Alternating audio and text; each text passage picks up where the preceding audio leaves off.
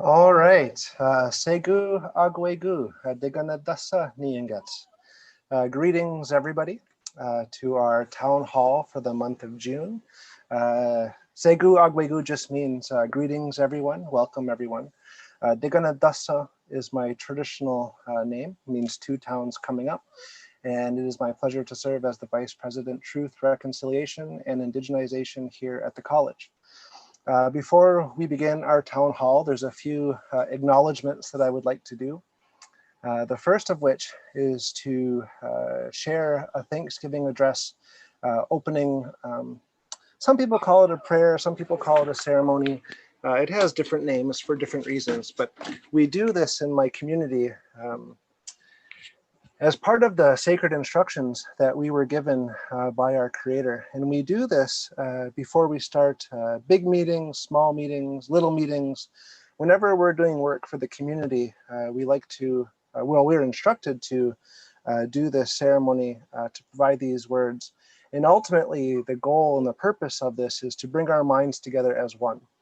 And so for those of you who don't know, June is National Indigenous Peoples Month. And so one of the things we wanted to do was to have this town hall, to have it in a question and answer format, and kind of reflect the way that governance models would take place in an Indigenous community, partly to recognize the significance of this month. We'll talk a little bit more about that later on in the program, but first I'd like to share with you a bit of a slowed down, perhaps even long-ish version of the Thanksgiving address. A long time ago, at the beginning of time, we were given sacred instructions by Attendees, our creator. And those instructions were to remember our place in all of creation, to remember that, that we are part of a big ecosystem, that all things in creation are part of an interdependent, interrelated, and interconnected system. And so I'll do that today in English in order to, again, mark the idea that we're celebrating Indigenous Peoples Month, but also as we continue to do work on indigenization here at the college. When we were given the ceremony, the first thing that we were supposed to do is to acknowledge each other, the two-leggeds. And in the language, it does not say the Ungwahoe, which means original people. It does not say the Haudenosaunee or the Anishinaabe. It says the two-leggeds. And so we acknowledge our aunties, our mothers, our brothers, our parents, our grandparents, all the people who've come before us, and all the people that would come after us. We acknowledge the connection and interrelation and interdependency that we have with our families. And not just our immediate families. Perhaps there's families from across Turtle Island. Perhaps we have families across the big water. And we acknowledge and we thank them. And we provide greetings and thanks to them. And we throw those thanks into the four directions. The next thing that we do is we acknowledge our mother, the earth. You see, when creation first started, Attendees decided that our mother, the earth, would be the most important mother, the mother of everything, that she would watch over us, protect us, feed us, and shelter us for all time. And so we put our minds together and we acknowledge that she, our mother, the earth, continues to live to those sacred instructions, continues to provide for us, to watch over us. And so we bundle our thank yous, we bundle our greetings, and we throw all of that into the four directions because she continues to live to those sacred instructions. And so at the end of that, we say, Yawango, Gastanu Haladu Ngwatniguha. Thank you, now our minds are one. And then we turn our attention to the waters. The water, they say, is a living thing. The water has a spirit. And so the water, excuse me, the water was given instructions to move. The water was given instructions to go and to find the life on the planet. And so that's why you see streams and rivers and ultimately the oceans are always moving. To go and find the berries, to go and find the deer and the bear and the two-legged and to sustain them and to refresh them. And so we thank the waters for continuing to live to their sacred instructions. And now we say our minds are one. And then we turn our attention to the fish and all the other creatures that live inside the water. They were also given sacred instructions. The fish were to clean the water.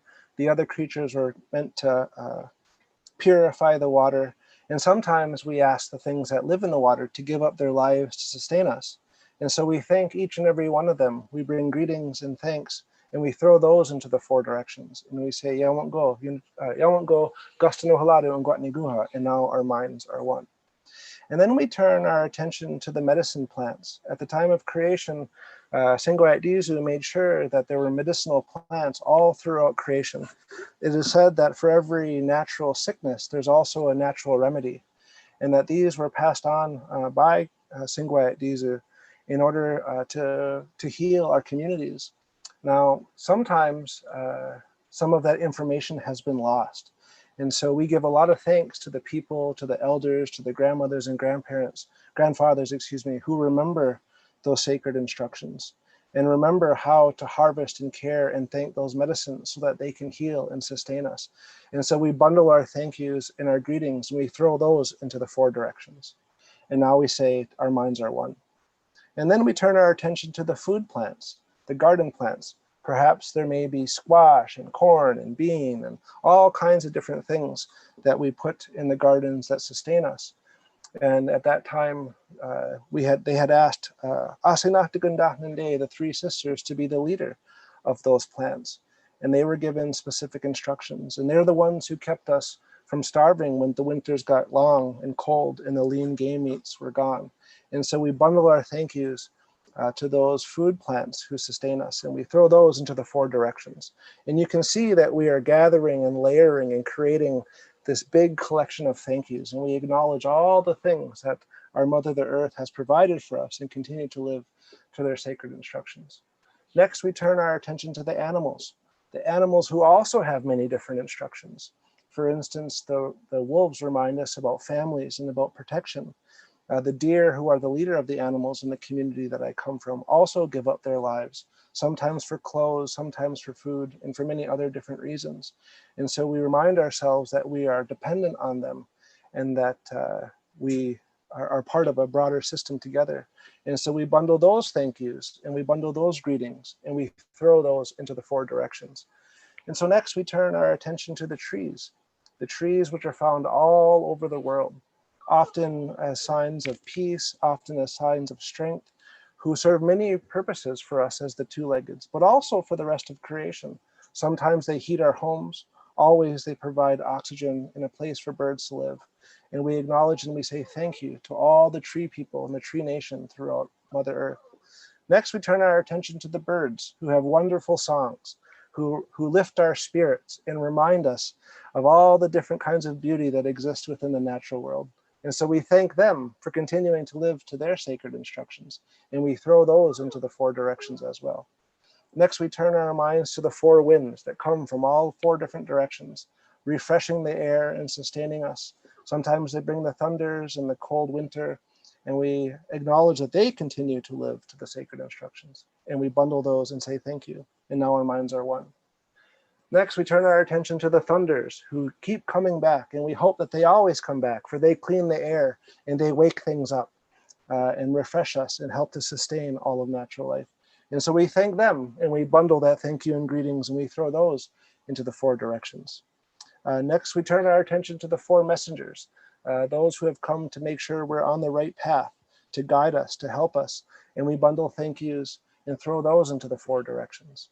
Next, we turn our attention to the moon, she who governs all female life, she who helps govern the tides, she who helps bring new faces and babies into the world, who also helps to regulate the female cycle, who also lights the path at night when the sun has gone down for the evening.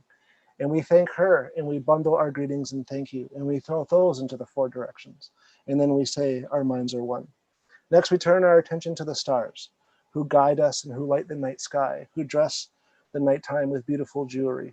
We thank them for continuing to do their sacred instructions, and we bundle that thank you and throw those into the four directions. Next, we thank our elder brother, the sun, who warms us and provides food and sustenance to the plant life, who continues to live to his sacred instructions. We bundle those thank yous and those greetings, and we throw those into the four directions.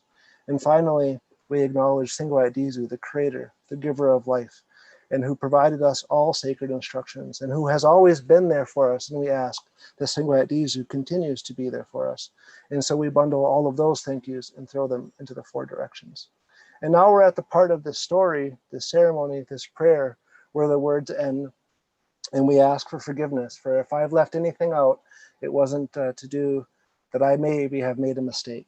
And we ask that everybody who's in attendance of this meeting today, that if I forgot something, perhaps we each take that on ourselves to put those thank yous and those greetings out into the natural world and thank them. And now we say our minds are one. And the reason I share that with you is partly, like I said, because it's National Indigenous Peoples Month, but also because of our governance structure.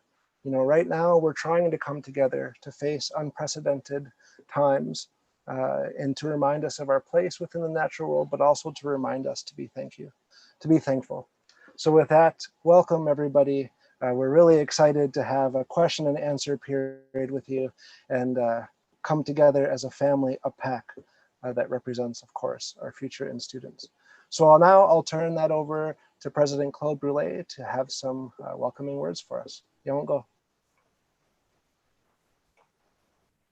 Yonko, Ron, every time I hear the Thanksgiving address, the many thanks to the layers of creation, I'm always reminded of that activity that we did as a leadership team. This is some time ago, I can't remember when, a couple of years ago. And it was around the concept of bundling our arrows. You know, you can take one arrow and it's got some fragility to it. You can snap it.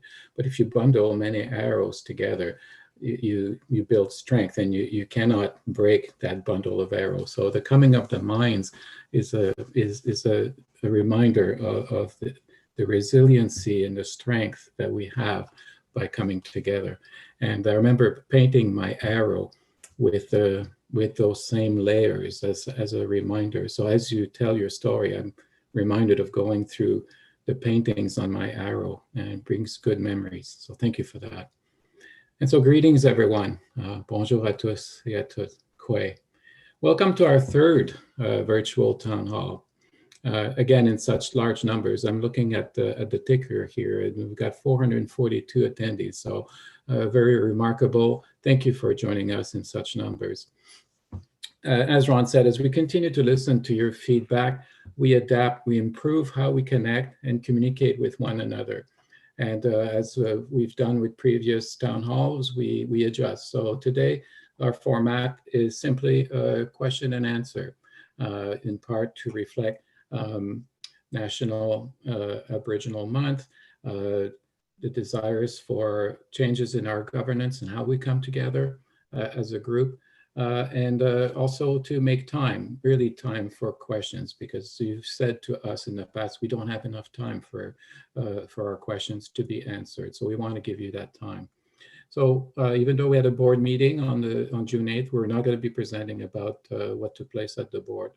Instead, we want to provide you with the opportunities to connect, to exchange thoughts, to ask your question and to get answers. And really, as Ron said, we live an extraordinary time right now. And make no mistake, these continue to be challenging times. Just since our last town hall, and just showing you how much can happen in less than a month, world events have been dominated by the world's reaction to the death of George Floyd at the hand of Minneapolis police, and the protests that have taken place and continue to take place around the world, demanding justice, fairness, transparency in addressing systemic racism in the institutional fabrics of our societies. And all of this is taking place while we're still dealing with the COVID-19 pandemic. More than ever, we need dialogue and understanding. We need to be inclusive and just in all of our undertakings.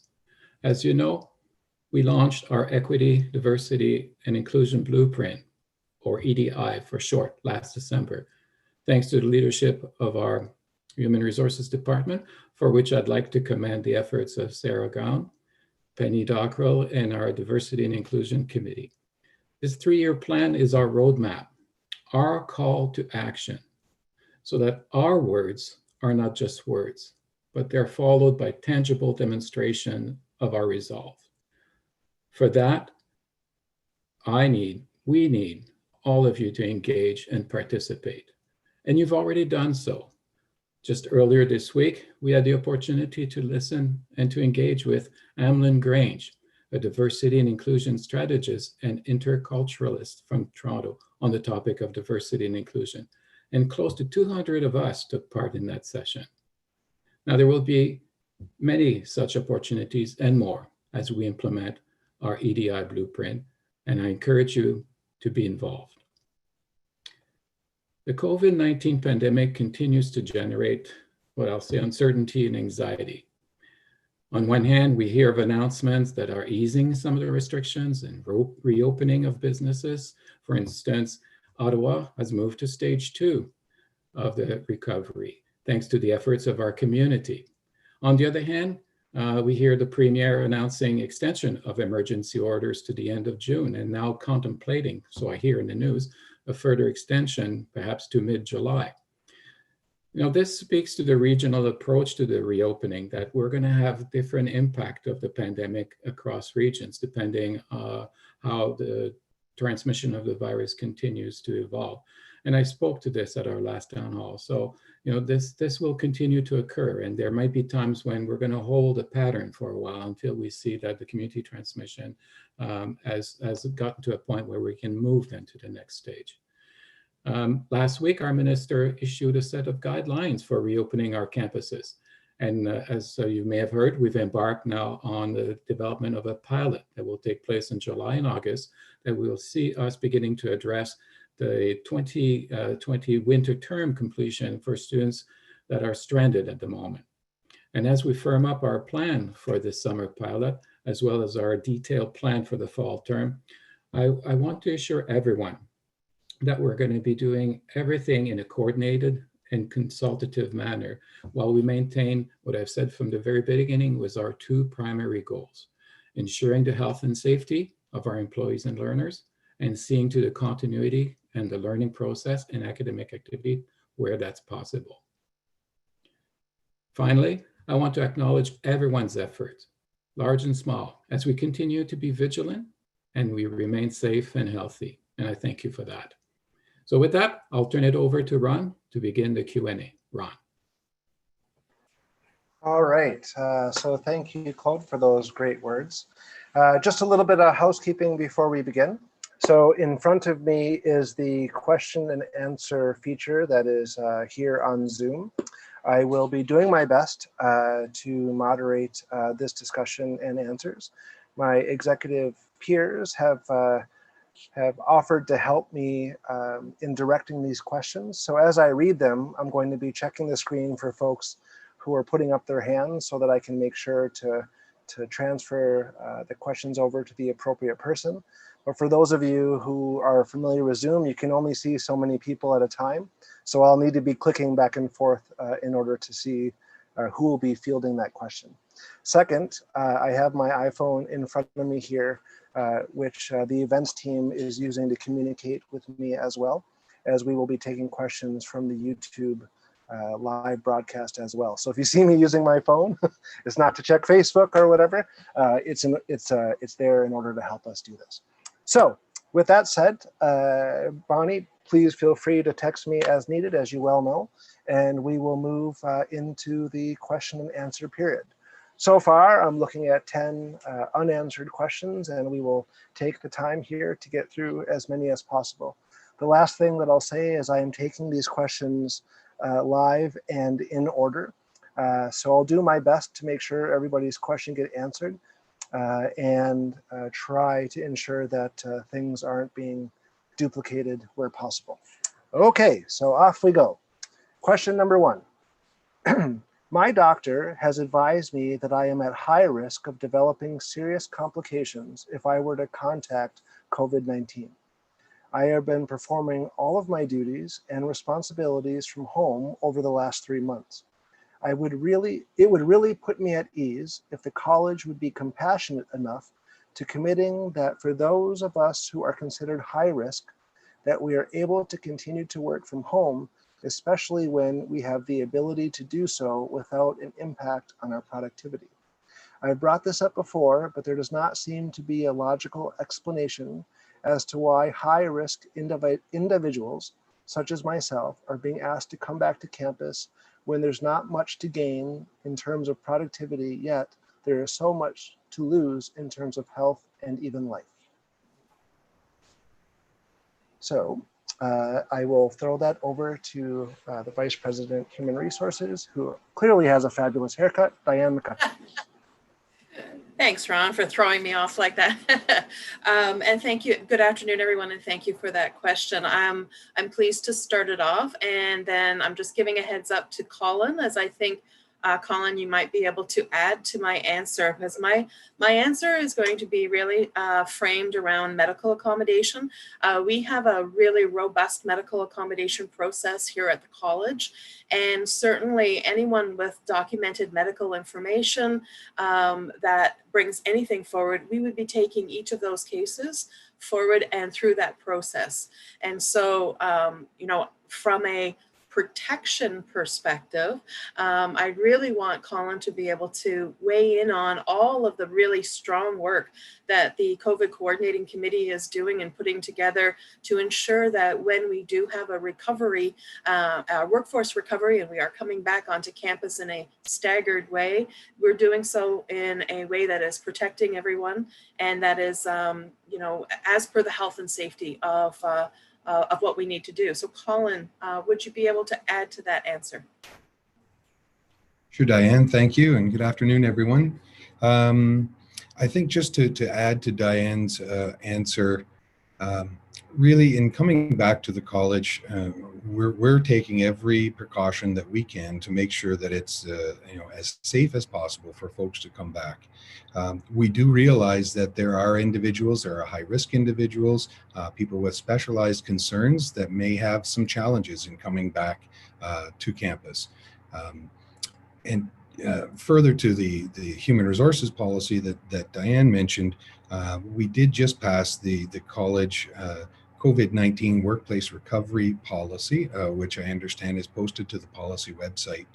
In that policy, without wanting to reinvent the wheel, we did reference the fact that folks that have high risk or specialized concerns should be consulting with their manager and human resources, and that we will endeavor to work with individual employees to help resolve those concerns through a range of possible tools at the college's disposal that we normally work with to deal with health considerations. So those two policies are designed to work together that way.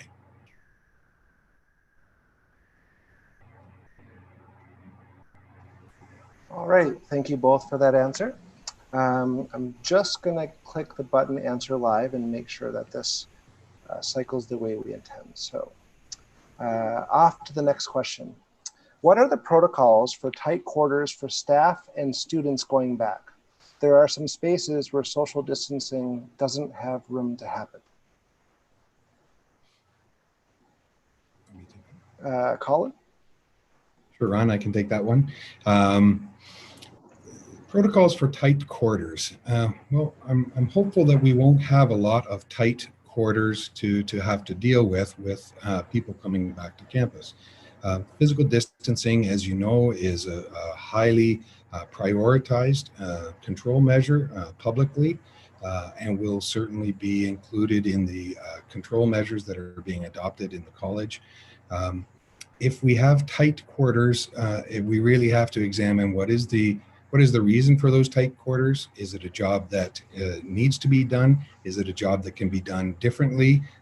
Is it a job that can be done remotely, perhaps, or through alternate techniques to avoid having those tight quarters to begin with?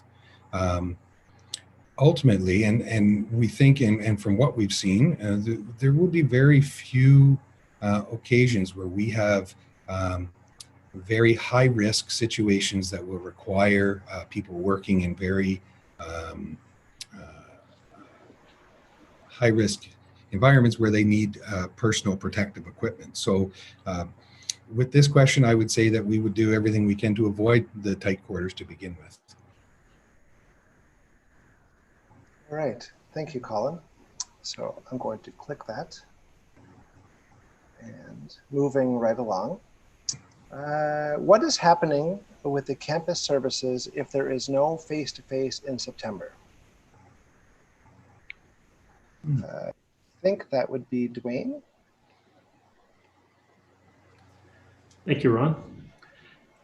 We are, that's a good question. We are currently working on the planning for our campus services, given the measures that will be put in place to manage a COVID-19 recovery plan.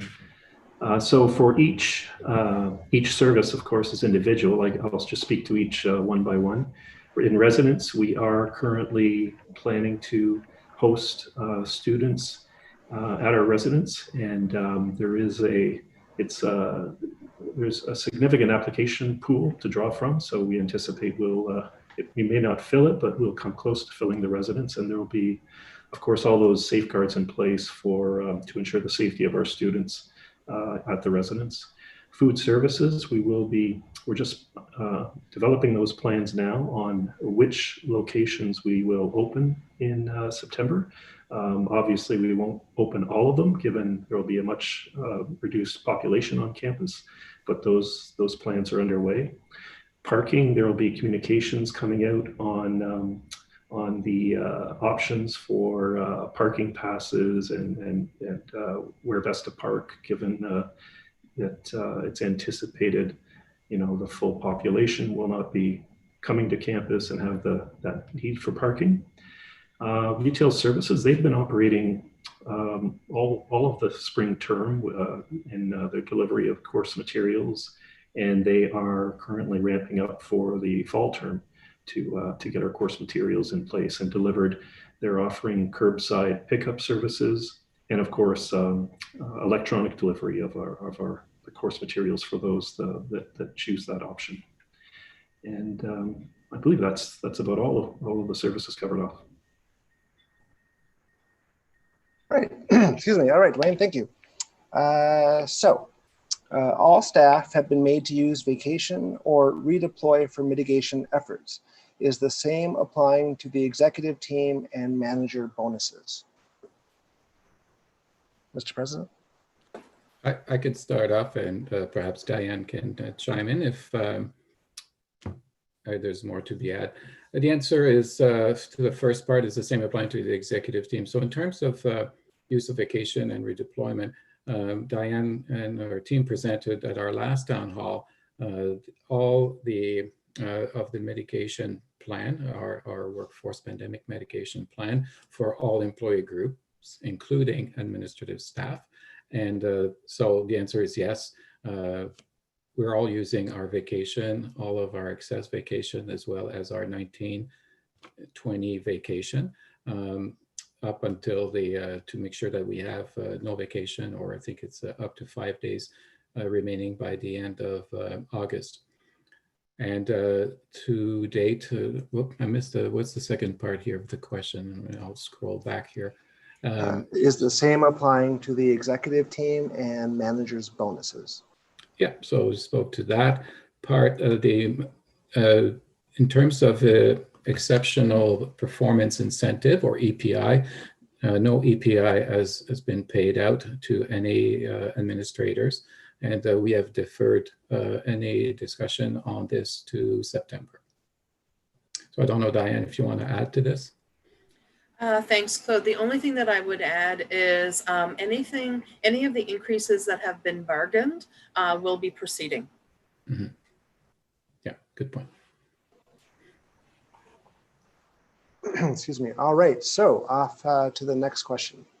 What updates / changes have happened since, what updates and changes have happened at the last Board of Governor meeting?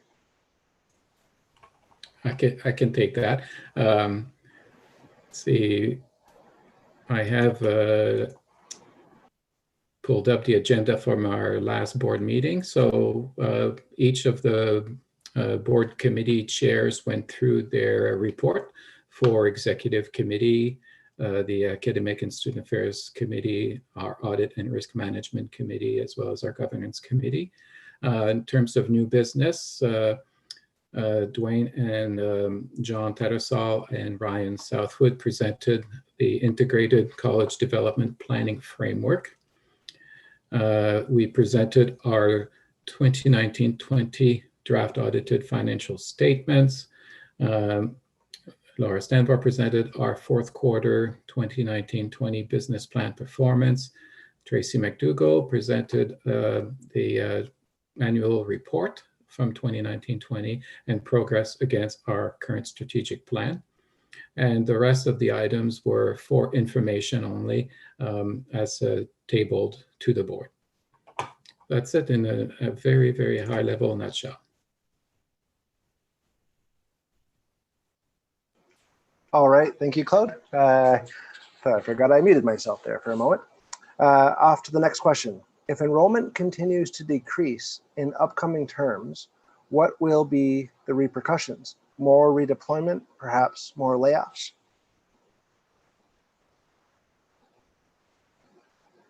I will pass this off to Diane. Okay, thank you. I'll start the answer again, and I again defer to any of my executive colleagues to add to it.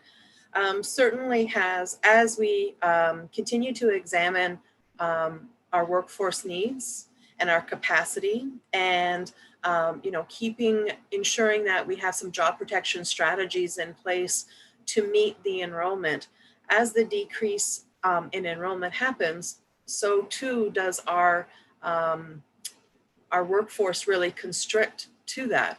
So a very short answer to, it's hard to crystal ball this, but if I were to examine if our enrollment were to go down to, say, for example, 2010 levels, again, this is not my area of expertise. I would like to have potentially the Senior Vice President Academic also look at this and weigh in on this. But from a complement perspective, we had a very different complement that supported that enrollment. And so we certainly would have a potential to have future redeployment opportunities and a reduction in our complement if our enrollment continued to decline on a sustained basis. Would anyone like to add to that answer?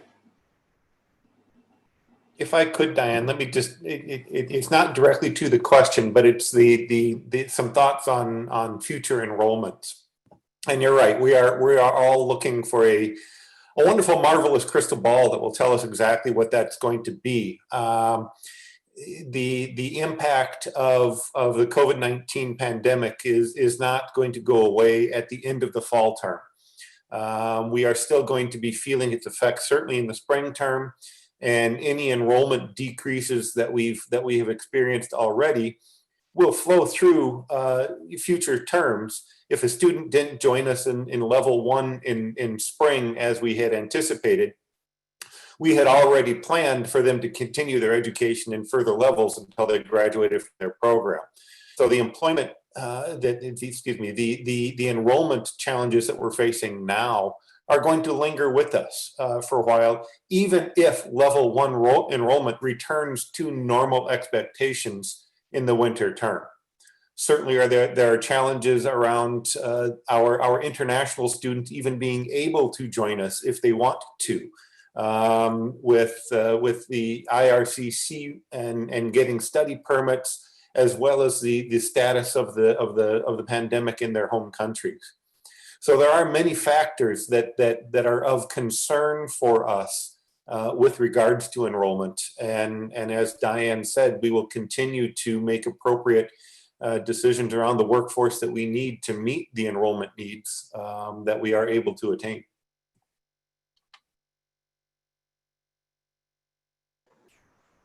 All right, thank you, folks. I am not seeing any other hands up, so I think we'll move on. Actually, before I move on to the next question, just a little bit of a housekeeping thing. I'm starting to see a fair amount of questions being asked in the Zoom webinar chat. Can I just remind folks to please submit questions into the question and answer area? And a second reminder, we will not be using the raised hand feature, so please populate your questions into the question and answer area. Thank you. Okay, so moving on to the next question. Are layoffs planned? If yes, how much notice will be given? Will employees who have voluntarily taken unpaid leave or decreased hours be protected from layoffs? Madam Diane. Thank you. Thank you for that question. And it's always a tough question to answer, but I'm going to be very straight and direct on this. For our support staff, we have provided our support staff union with notice of layoff. That notice of layoff was provided on May 21st. And right now, the College Employment Stability Committee, which is made up of a joint committee made up of union representation and management representation, is working through the process as outlined in Article 15 of the Support Staff Collective Agreement. It is a confidential process. I cannot actually even get into the details of what they are doing, but this committee is jointly working through the notice of layoff with the appropriate notice. And just wanted to highlight a little bit about not what they're doing, but kind of the mandate that they have. Certainly, seniority is a key driver in our collective agreements, and they would be working through from a seniority perspective, and it's about workload and positions. It's not about the actual individual. And so the question, the secondary question and the follow-up question on that is, will people either taking a voluntary leave of absence or reduced workloads, will they be protected? Again, what the committee would need to be charged with doing is looking for placements of workload, of where workload is available. And so it's not about what an individual would be choosing to do. It would be, is there work available that a person on layoff could be placed into? Ron, back over to you. All right, I was just scrolling through here to see if there were any other hands up. Not seeing any, I'll mark that as answered, and we'll be moving on. Has there been, let's see, has there been or when will there be a decision on PPE, personal protective equipment, for students in labs? Do we know if masks, etc., will be provided by the college, or will students be required to provide them on their own? I'm just looking for hands up here. Let me take a first pass at that, Ron, and then I'll ask Colin to perhaps chime in with a little bit more. The decision around even what levels we could run for the fall term, and even for the pilot that we're planning to run in July, were always made with the health and safety of employees and students in mind. This is why there have been so many levels that have been converted to a remote delivery only. We've really tried to minimize the absolute need for anybody to be in the labs and in the shops and in the face-to-face learning environments as a first step in mitigating any need for personal protective equipment. If we can find an activity, if we can find a meaningful alternative activity that does not require face-to-face, we don't need PPE. So that was our first pass through. And there is a long decision tree of options, that the very last option is the use of PPE. And when that option is required, and there will be times that it is required with the programming that we're planning to run for the fall, we will be utilizing that. In terms of how we utilize that, I'd ask Colin to perhaps chime in. Sure, Chris. It's good. You've got that whole thing down that we've been talking about for some time now. I do listen to you, Colin. Yes. Masks for students in labs, when we come back, part of the strong public health guidance that we're following is around the use of non-medical masks where physical distancing is a challenge. So the college and baked right into our policies and our occupational health and safety guidelines is going to continue to encourage following public health guidelines. So if physical distancing may be a challenge, people will be encouraged to wear personal non-medical masks, the same as they would be encouraged out in any public setting. In the labs, and certainly in areas that we have been through already and preparing for the pilot, we're having a great deal of success finding that physical distancing is quite possible for us. And if we have physical distancing capabilities, it reduces the need to be concerned about a mask wearing. As Chris mentioned, we do make a distinction between personal non-medical masks and what we call PPE, which is personal protective equipment. Personal non-medical mask is source control. It protects other people from the person wearing the mask, versus PPE, which is personal protection, protecting the person who is wearing the mask. And as Chris mentioned, if we have occasions where we have sustained high-risk contact between staff and students, then absolutely our occupational health and safety guidelines provide for the provision of PPE for those people in those circumstances. But again, really to stress, based on my knowledge of our college operations and what we're seeing so far in doing our assessments, those situations should be fairly limited.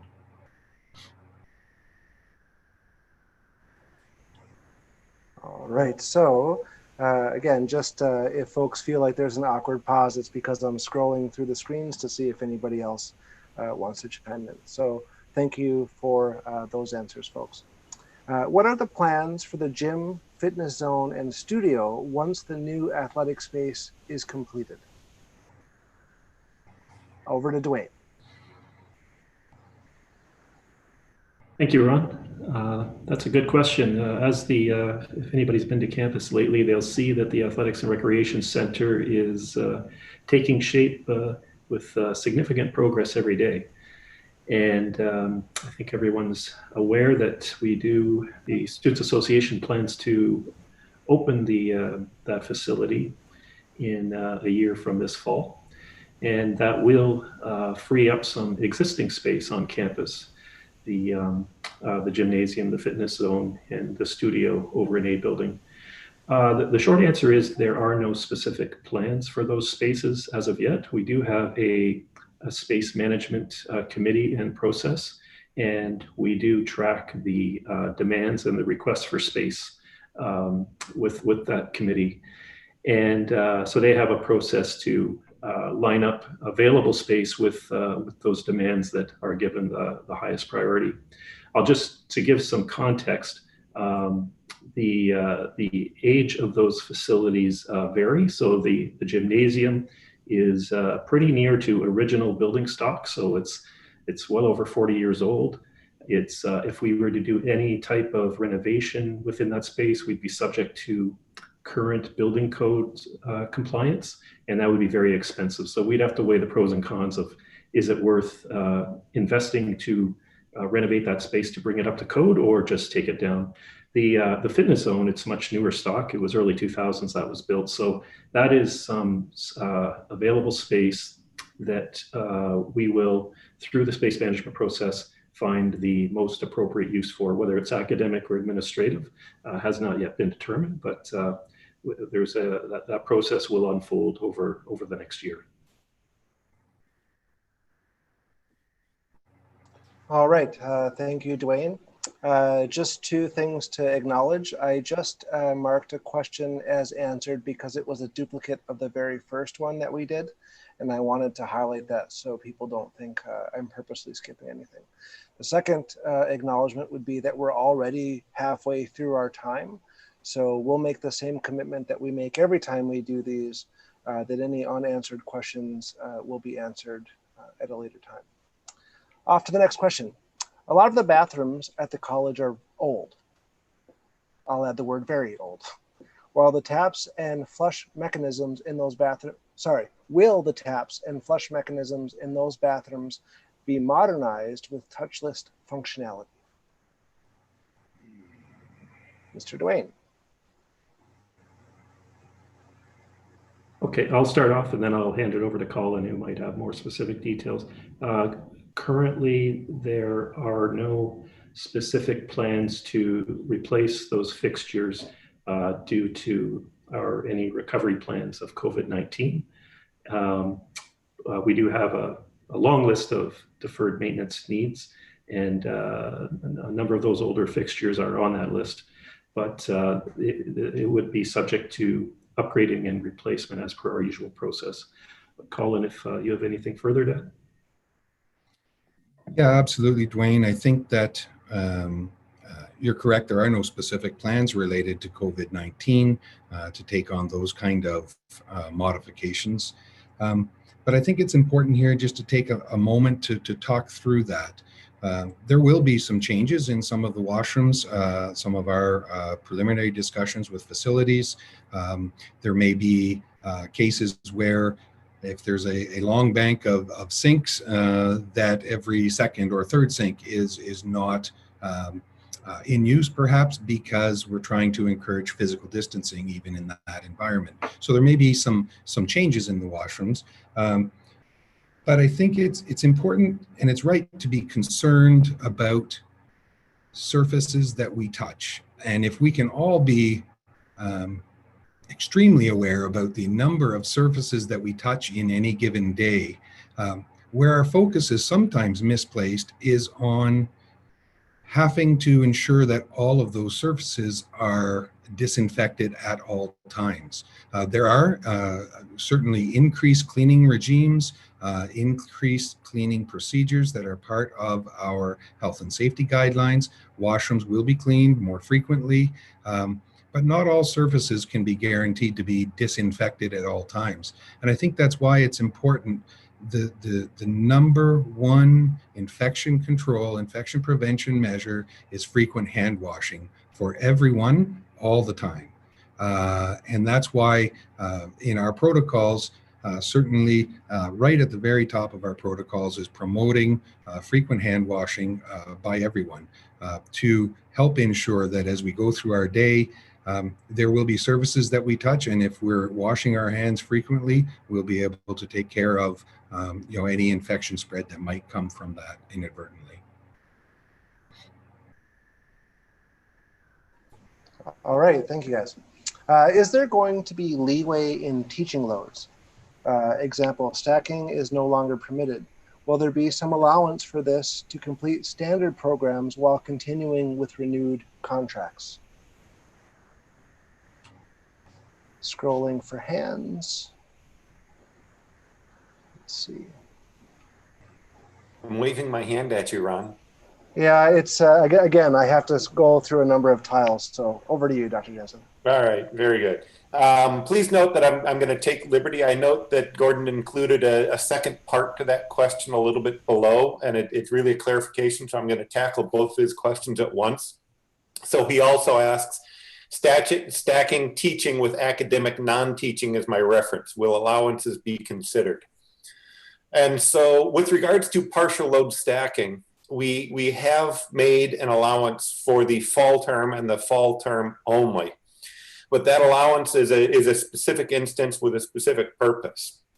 And it has to do with course adaptation work. For a course that has not previously been adapted to remote delivery, we would really very strongly prefer to find a way to get that adaptation work to happen prior to the start of when that course is being offered to a student. So for example, with a fall term course, we'd really prefer to have that adaptation work happen during the summer at some point. However, we do recognize that for a variety of reasons, that is not always going to be possible. And that there will be some instances where a faculty member is going to need to be doing the adaptation while at the same time as teaching the course.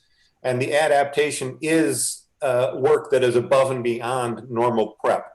And so we want to be able to recognize that on a partial load faculty member's work assignment. So for the fall term, we are allowing the stacking of that adaptation work onto a normal teaching load for a partial load faculty member. But it is fall term only, and we will reassess as to what state we're in for the winter term when we get closer to understanding what the winter term may look like. All right, thank you, sir. Next question. There's good information currently available about which fees apply for spring students on the registrar's office website. When will information about which fees apply be updated for fall students? Example, sports, SA fees, UPass, etc. Scrolling for hands.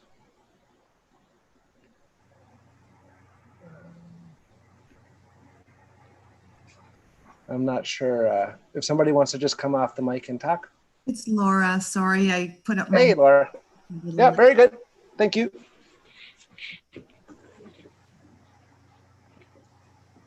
Over to you. Hopping over to, okay, I don't see my my picture come up on my screen anyway. So just for those who don't know me, hi, my name is Laura Stambra and I'm Vice President of Student Services. And yes, we were just going through all those fees, particularly with the decision recently that varsity sports will not be offered this fall for safety measure for students actually across the province. So we're going through all of those now. We're coding those into the system. We've worked with the Students Association. We've double checked against our ministry fee protocol. So all that's being coded now, and it will be up and promoted and awareness for our students and on the website by the end of next week at the latest.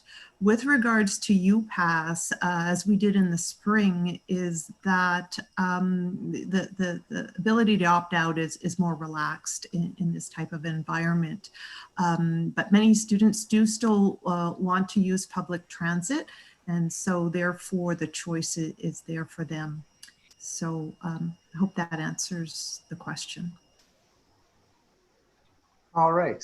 So sorry about that, Laura. I was looking for a physical hand, but now I see the other little blue hand raised. So I'll be looking for both of those in the future. Oh, okay. Okay. All good. So off to the next one. How do we limit outside of college community on campus in July reopen? I'm going to reread that because it sounded a little, I want to just reread it. How do we limit outside of college community on campus in July reopen? If we are going back with high school in mind, HNS in mind, how will That's health and safety. Oh, okay. Yeah. Why, thank you. That would be a little more clear, wouldn't it? Yeah. If we are going back with health and safety in mind, how will campus be able to maintain safety protocols? I'll take a stab in the dark and say it's Colin. Good stab, Ron. And considering we stumbled over that health and safety, I figured you'd come my way first. So,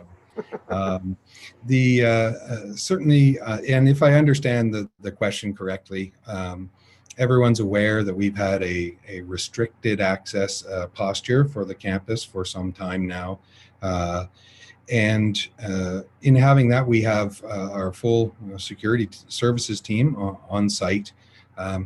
But everyone's also aware there are no fences around our campus, and you know, it is possible that we have public coming through the campus. Many of the doors are still locked to limit what access points there might be. And as we go into the July reopen, part of the commitment we've made in carrying out the pilot program is that the portions of the campus that are not being utilized for that pilot program are still going to remain in that restricted access posture. So many of the features that we have to try to control or limit access on the campus will still be in place. And certainly our security team is pretty good at picking up you know, anyone who may not belong on campus. We also have very few people here, which makes it very easy for us to be able to do that. So just to say that I don't think we'll have any challenges at all, you know, being able to you know, manage our safety protocols during that period. And Colin, we also maintain a list of people Absolutely. who are critically needed at the college or occasionally versus people who are not, and your team has that list. Yes, absolutely. All right, thank you for that, folks. Stacking teaching with academic non-teaching is my reference. Will allowances be considered? Mr. Chris. Yep, and that was the second part to the question Gordon had asked before. That was a clarification, and so the answer around the exception for adaptation work being allowed to stack on partial load for the fall term, I believe is the answer to this question. All right, excuse me. So moving on, is it possible for us to know what questions are being asked in the student experience survey currently underway?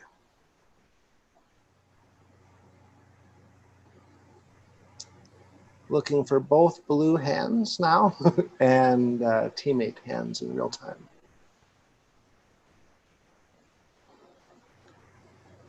Not sure who to kick this one over to.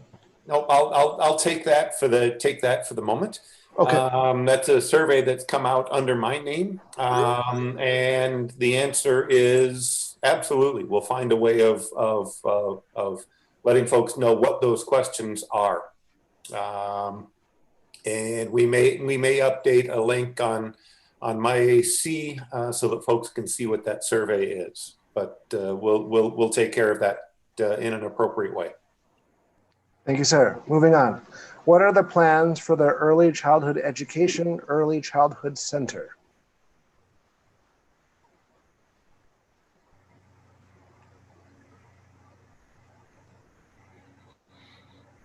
I can take a stab at starting that as well. I believe folks are aware that the province has allowed early learning centers to reopen. And the amount of notice that that these places were given was not great, and the amount of work necessary to get it up and running is substantial. So the college is currently looking at the current regulations and rules and restrictions on how to approach this. We have not yet made a final decision as to whether or not we will reopen our early learning center, but I hope to have that decision sometime early next week to be able to, if we decide to go down that path, to be able to open the early learning center sometime in July. Alrighty, thank you, sir. Off to the next question. Once the college reopens, will staff be allowed to go back to the office should they choose to work on campus, even though they may have not been asked to yet? Just wondering based on the restrictions for being on campus.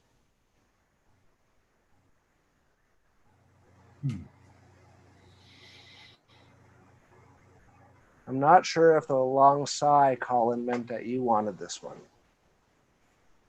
It was a long sigh. I was thinking of taking 22 seconds on this one, but yeah, the way the question reads, if you can come to campus, even if you haven't been asked to come to campus to work. We're going into a period right now where managers are starting to do departmental planning. With that departmental planning, there are some overarching principles.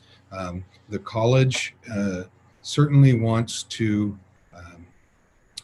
encourage that we have as little population on campus as possible. So if we have work that can be done from home, part of the plans that managers will be making is to identify those roles and those jobs that can continue to be done from home and continue to have those folks work remotely.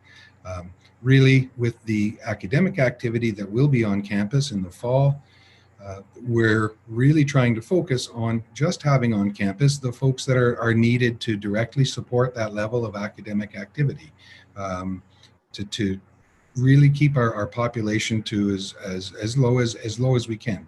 With that said, there is a requirement perhaps for folks to attend college. If you're not working, but you may have an employment related matter, you may have, again, although meetings will be will be probably discouraged. There could be occasion for you to have a meeting at the college or something to attend to. So really it depends on what the departmental planning is for your position that would determine whether you would be working on campus or not in that situation. All right, thank you for that. Moving on. Actually, before we move on, so far there's been one question submitted via the YouTube online submission portal. If the individual could please restate the question with a bit more detail, we'll make sure to add that to the queue. Thank you. On to the next question. The finance portfolio seems to be growing. It appears in recent months the position of Chief Financial Officer has been added, and an announcement was made this week about a new Director of Financial Planning. Are these new positions to the college or existing positions that have been updated/changed? If new, why are we adding new director level positions in time of budget restrictions?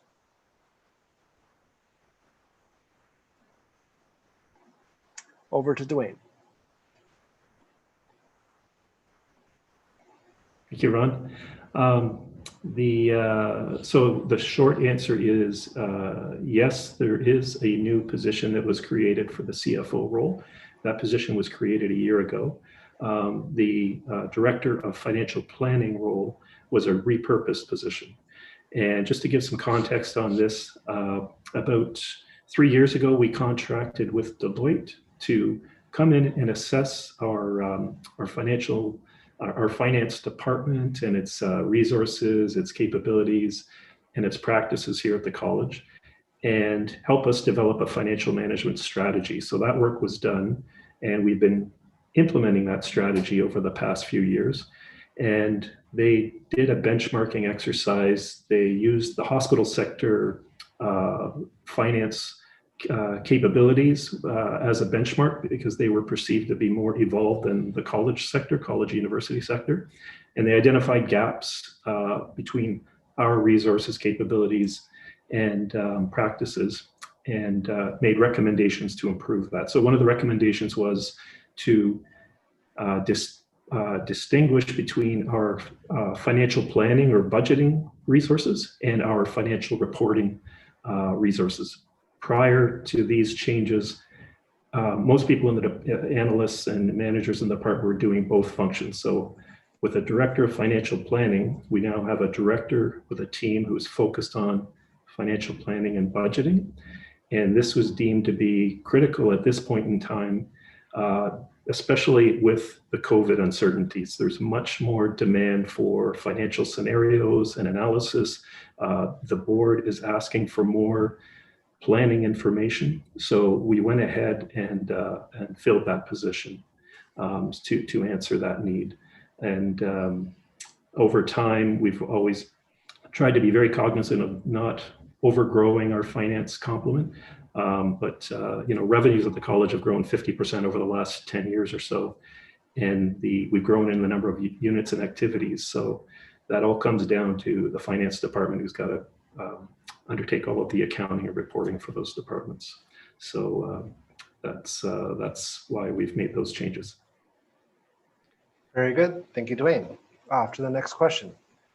The session this week with Hamlin was amazing and very eye-opening. I believe this would be beneficial for all staff and management to attend. Will there be a policy to ensure that everyone attends this or something like it? Ron, I'll take that question. Very good. Thank you. Thanks. And thank you so much for that question. I couldn't agree more how wonderful a session that was. And I just wanted to let you know, it's going to be going up in the chat session, I believe, shortly, that our events team is going to be placing in there a way that all of you could actually log into our employee learning platform and register for inclusion infusion courses. And certainly Hamlin's video will be there probably within the next day or two. And so again, I encourage anyone who didn't have the opportunity to participate in that webinar, then please go on and take a look at it. It was powerful. It was insightful. Will I have a mandatory policy on it? No. However, I think it's incumbent upon all of us to really try to be informed about these important issues. Thank you, Ron. Thank you, Diane. Just to acknowledge that the URL or the link is now embedded within the chat section. So I would encourage folks to take a look at that. And everybody to just consider that we work, in a post-secondary institution, and that we all need to make investments in our ongoing lifelong learning. So just to applaud the great work of human resources on the specific event, in this case, inclusion and fusion. Thank you. Off we go to the next question. At the moment, there are 16 questions left and about 20 minutes. So I just want to acknowledge that in order to make realistic expectations for the attendees here. Next question. When will we be given more information on a structure for work from home options when we are back fully on campus? Since we are successfully completing our roles from home, what kind of framework can we expect to see for options to be able to work from home for 1, 2, 3 days per week? Diane. Thanks. Great question. And I believe I may have alluded to it on the May 28th town hall, or at least certainly embedded it in the answers to the town hall questions that were posed and perhaps that we didn't get to. I just don't recall which one it was. However, we are looking at a future policy for flexible workplace and flexible work from home policy. And it would be something that the key to that question was when we are fully back on campus. And so I do recall mentioning that, whether I mentioned it, I could have mentioned it at the board meeting, that remote working, what we are currently doing because of the state of emergency, is very different from a formal, permanent, flexible work from home policy. And what we can envision and seeing, the question said, is it a 1, 2, 3, 4 day work from home? It could be a variety of different options. And so we are currently in human resources flushing those out. We're doing some research on best practices. We've contacted a lot of institutions and other colleges to get their formal work from home policy or flexible work from home. And that would be something that we will be introducing and tabling at the executive table and ACLT, and working through what would work in our institution. So we do not have that framework as of yet, but what we are doing now from a remote working could be very different from what it would look like in a more formalized structure of flexible work from home. Thanks, Ron. Thank you for that, Diane. Off to the next question. With the topic of diversity, specifically with the events happening around the world with Black Lives Matter and racial disparity, what is the college proposing in terms of diversifying or giving examples to diversity in the management area? As an example, in the academic area, there are currently only 2 visible minority chairs. And with a student population that is very well diversified, what is the strategy to reflect that in management positions? Maybe, Ron, I'll start off, and I know Diane put her hand up, and I beat her to it. So, but you're not off the hook. You're next. What I will say is that it's a very appropriate question to ask. I've been asked that questions a couple of times, especially in the last, I would say, in the last month, given the attention that has been received around racism, around race, around inclusion, and it's an appropriate observation to make. Look around the panelists, look around our cadre. It is not reflective of our student body or our community at large, and so we have work to do, and that work will take a number of fronts. We say the right things in our hiring practices, in our hiring ads, but that is not sufficient. And so we need to create an environment that invites people to make application in the first place. People want a sense of belonging. And if they look around and say, no one is like me, will they feel encouraged to want to even apply? So we need to create that environment that is absolutely encouraging and wanting people to apply, for instance, to come and work at the college in those positions. I will say many of our management positions are groomed from within. We do a fantastic job of bringing people in another than full-time capacity, and through our great programs of PD and mentoring, we bring people through succession planning, and they become they become managers in other roles and so on. So I think we need to also do a better job to invite people to be mentees, for instance, to participate in PD, in our programs that will allow, where they will see themselves in that succession plan. So I think it's going to have to be multiple front. We can't just say, oh, we just need to do better in hiring. There are other things we need to do.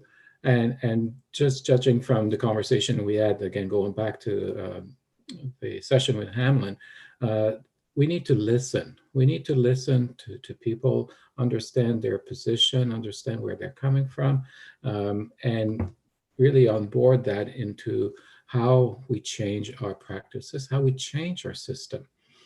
And so I say all this because it's not a one size fits all. It's going to have to be a number of initiatives, a number of actions we take in order to make a difference here.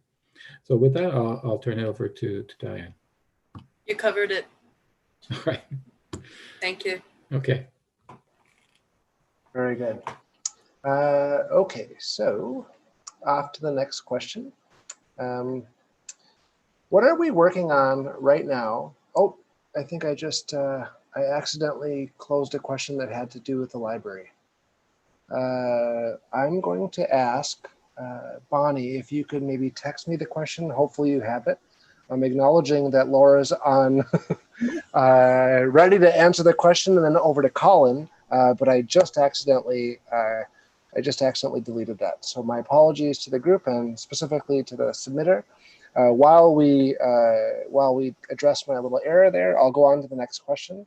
What are we working on right now to prepare for a possible second wave?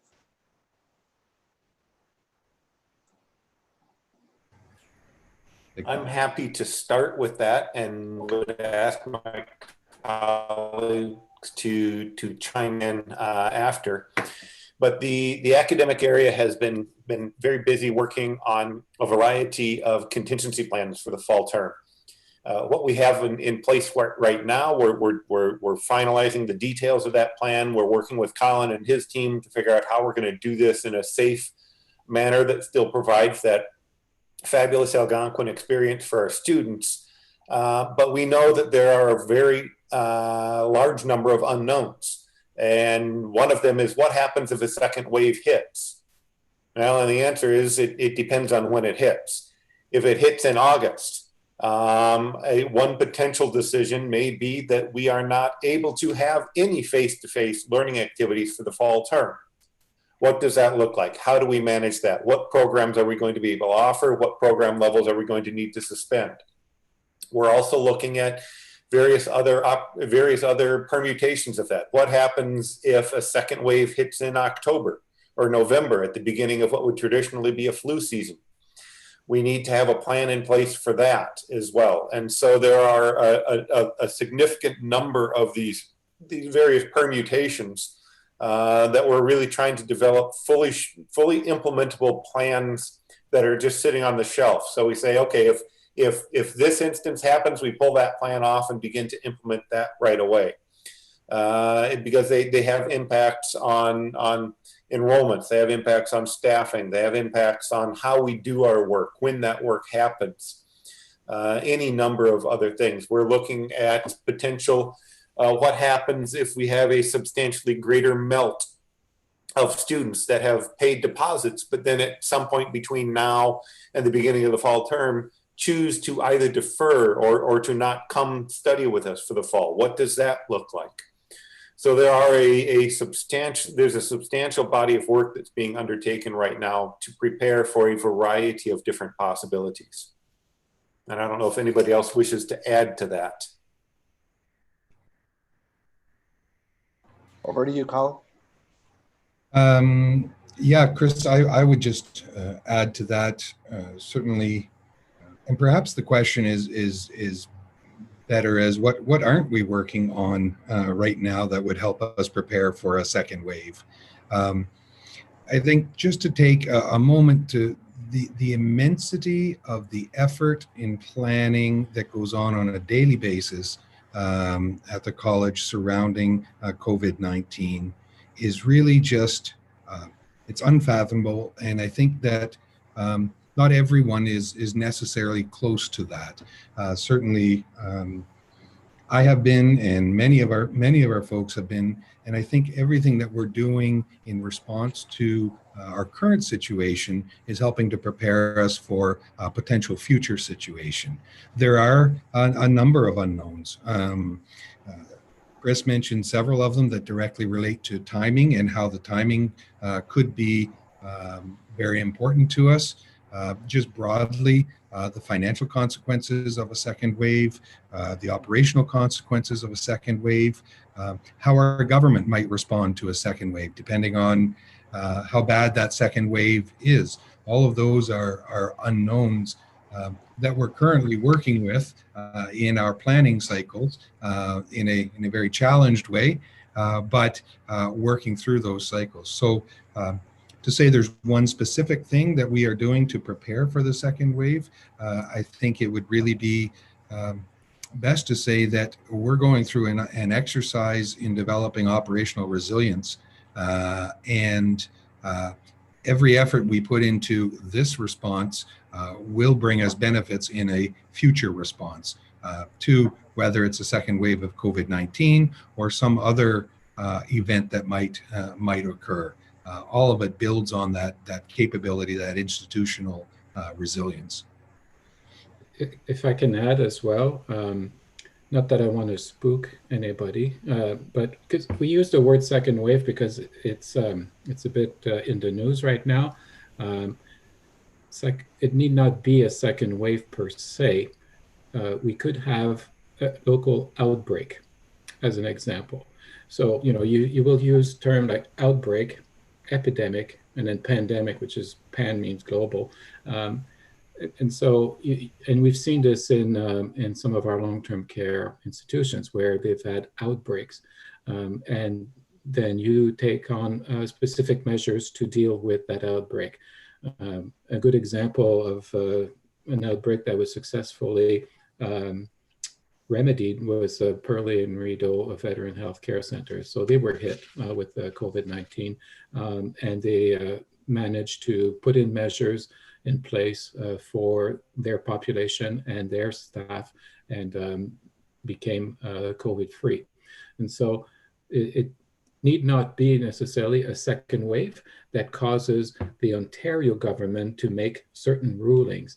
It could be very much localized and having a situation that is dealt with the Ottawa Public Health as the agency that demands that action be taken locally.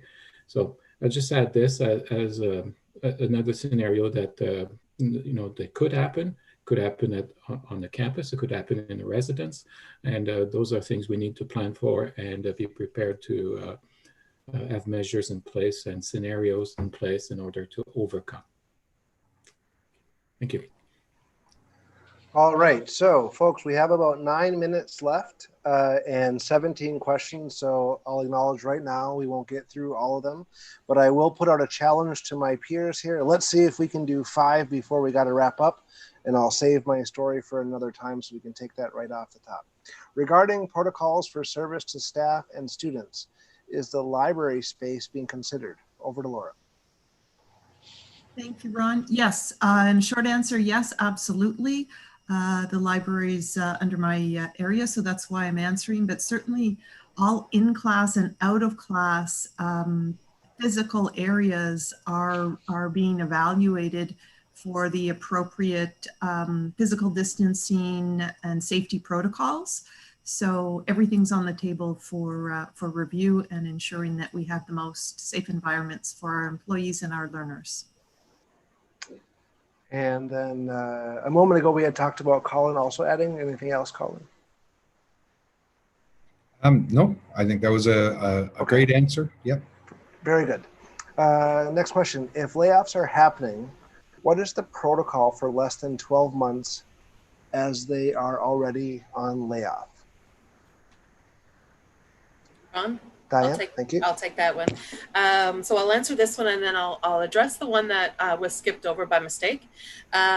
So the question was, if the person is currently on seasonal layoff, a less than 12-month layoff, are they protected or will they be subject to? So what's going to happen by the college and the College Employment Stability Committee is upon their return to the workplace of their normal seasonal layoff, their workload will be reassessed.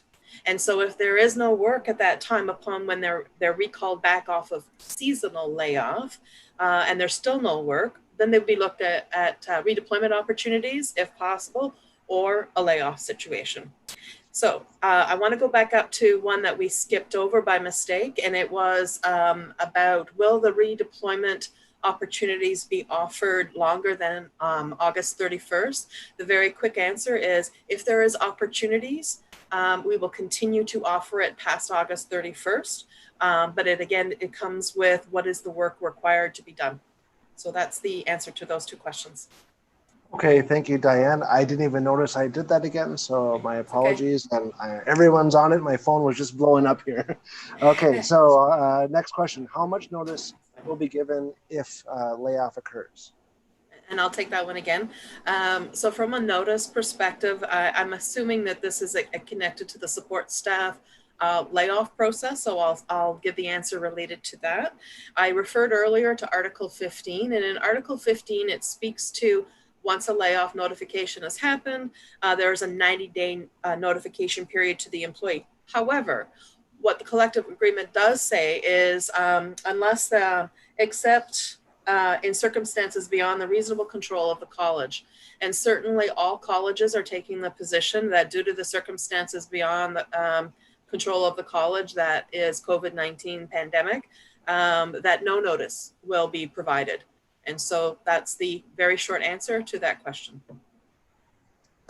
Alrighty, moving right along. When we are fully back on campus at some point, what is the plan for very open space office areas that are very high traffic with faculty offices, support staff workstations, and students coming in and out regularly? Colin? Thanks, Ron. Interesting phrasing, when we are fully back on campus at some point. That is true. We don't know when that point will be. We are hopeful that when we are fully back on campus, and interpreting that to be all of the college staff back and all of our students back on campuses, that at that point in time, I would hope that we have a different risk picture as it relates to COVID-19. Physical distancing might not be as much of a concern at that point in time. It might be post-vaccine. And for that reason, we might not have as significant concerns as it relates to the physical layout of the workspace. I can say that certainly for our fall term, with some very open office spaces and high traffic, the reduced population, the encouraged remote from home strategies, the encouraged opportunities to not have significant populations create space for us. So those large offices might have many fewer people working in them, that we would be able to exercise physical distancing in that environment better. So kind of a mixed answer for the question, but certainly how we anticipate the fall term looking, and then potentially a future point in time. All righty. counting down on the clock here. I won't skip this question, even though it looks to me a little bit like a repeat, but I want to make sure people are feeling respected with the questions they've asked. So, since most of our washrooms have manual faucets and there are no specific plans for upgrading them to touchless, how about installing paper towel dispensers in the washrooms? At the moment, Ottawa Public Health recommends that we turn off manual faucets using a paper towel. Hard to do when only hot air hand dryers are available in the washrooms. Colin? So following my last washroom answer, I was tapped on the shoulder by my colleague John Tattersall from Facilities Management, and he did let me know that in fact Facilities Management is pursuing a plan to install paper towel dispensers in washrooms. So I can add that back for that question. All right, folks. And so this will be our last question. With apologies, but all due respect, we'll save time to ask Claude to closing remarks and wrap things up. Again, of course, we commit to answering any unanswered questions in the near future. Wouldn't the use of masks reduce the spread of germs to surfaces? Why aren't we enforcing a mask policy on campus?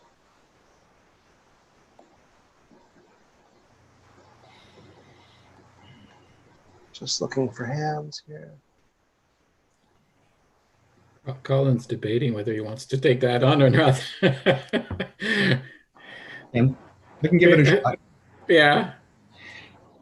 The science out there regarding the use of personal non-medical masks is really mixed in terms of their effectiveness. They can reduce some of the spread of infection, but not all of the spread of infection. So the extent that you would want to rely on those types of masks to protect surfaces, if we are cleaning surfaces better, which is not also a guarantee, if we are frequently washing our hands, we're really doing a better job at the spread of infection than relying on the use of non-medical masks. And I know we're running out of time. Using non-medical masks as well as using personal protective equipment, so other types of masks, surgical masks, procedure masks, I wish I could count the number of times I've seen them improperly used. Yeah.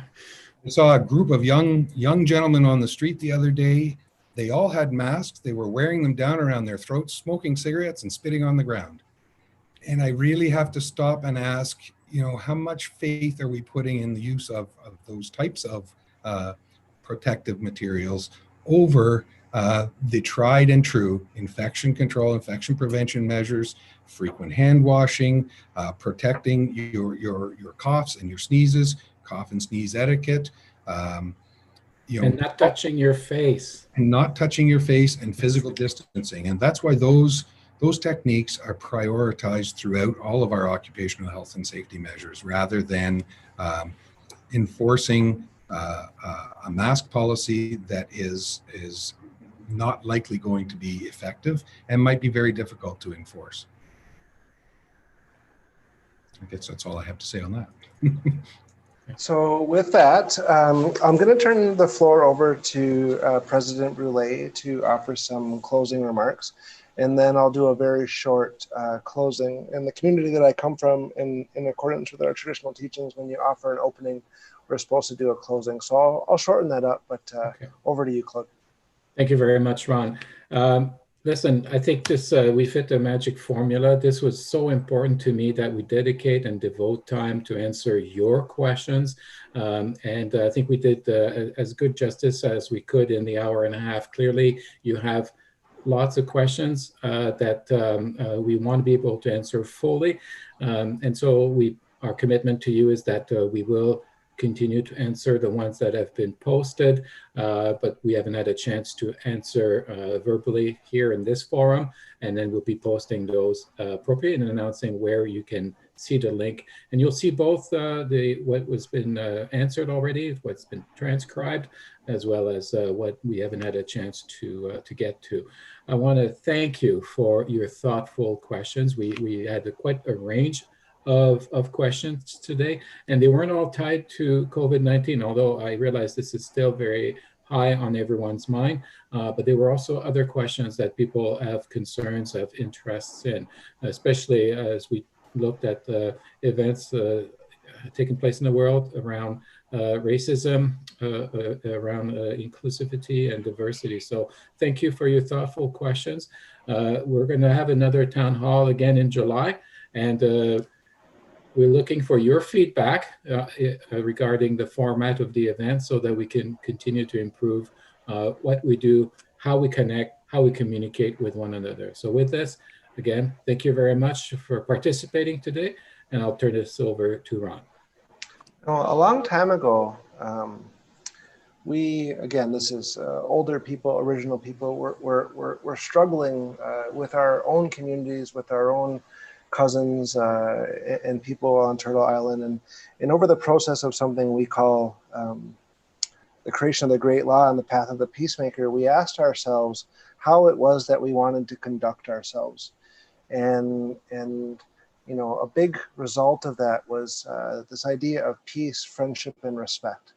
And so I hope that that you see that we care about your questions, that we care about you as individuals, that we care about the college community as a whole, and are trying to do our best to live those three ideas: peace, friendship, and respect.